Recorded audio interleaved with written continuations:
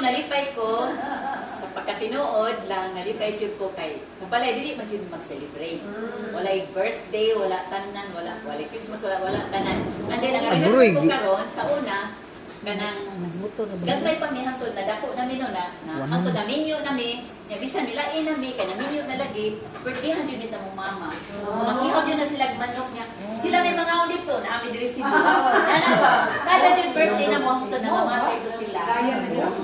Nya kanang nagtuusan ko ba nga sinana ba niya medyo nailad po ko gamay sa kumbana. Kaya sa kuya pa mi remember man siya, nagod siya gihatag na pencil niya, gimarkahan o happy birthday niya. O ano yan, mutungo sa din, bisa dili katulik ko, birthday. Sus kay wak mandi ay. Pero sige lang kay, nalipay lang maghihapong tulo nga.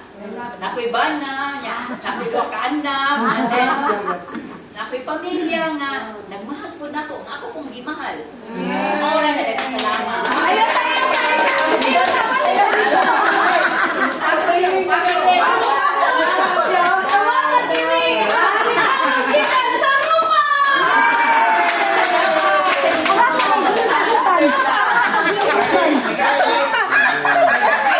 Ikat Saudi mo.